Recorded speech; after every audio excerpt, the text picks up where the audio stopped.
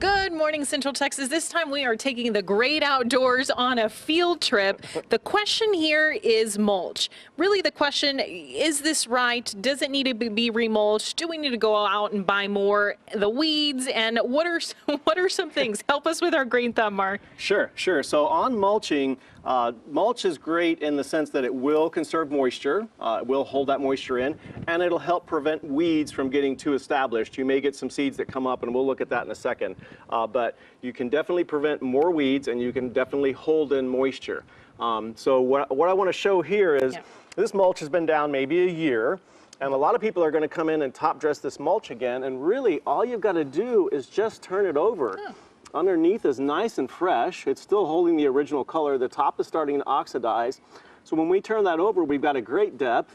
Why are we going to go buy 20,000 bags of mulch when we can just come in and flip it over and have the exact same look we had when we bought the house or moved in? So you're saving money. Yes. And you're trying to prevent too much depth in the mulch itself. We want these crowns a little high, so this planting is great. And when we mulch, we want to make sure that mulch is not up on the base of these plants, which this is great. The mulch is nice and low. And as we come away, we want the mulch to get thicker as we come away and thinner at the very base. Because initially when you're watering these brand new plants, if it's too thick at the base of the trunk, it's going to run away from that root ball instead of be held over the root ball. So if anything, when we're planting these new guys, we'll make a little mini donut out of that mulch.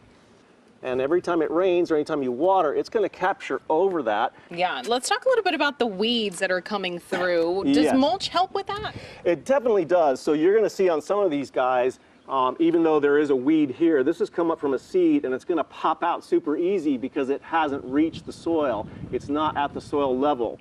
So these guys pop out very, very easy. They're just rooted down in the mulch. And see, it's easy to clean out. Very, very easy to clean out. But then you flip over to something like the Bermuda.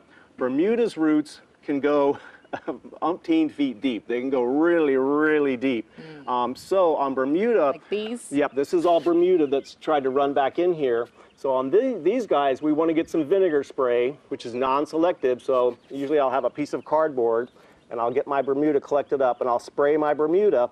The vinegar is 20% vinegar. It's not table strength. It's much stronger, but it's going to burn this root. And in a few weeks or after you've watered again, you may see a piece that wants to try and survive, and you just have to spray it again. We don't want to pull it because as soon as we pull it, when she wakes up, she's going to send out even more runners. So on some of these guys, you're just going to selectively spray to starve that root and kill it off. This was somewhat a good example of the mulch, so let's talk about the bad example of the mulch. Yes. So as you can see, the root ball of this plant has, I don't even have a measuring stick, but I would guarantee that's probably 6 inches of mulch up here.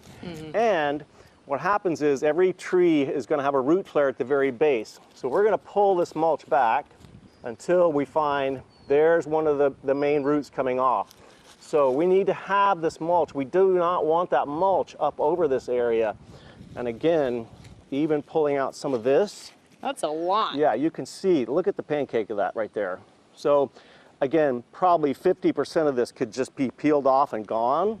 Okay, perfect. So bottom line, it sounds like turn over the mulch in the good parts, then selectively spray the weeds here. Don't pull these runners, and make sure the root ball is showing on the tree. Yeah, make sure that root flare has got some air and got some sunlight. It's going to be much, much happier breathing like that. Okay, perfect. Well, we always appreciate your good tips helping us plant parents as we come up. And of course, the In Your Garden segment continues, so please send us your questions, ktbcnews@fox.com. We'll see you next time.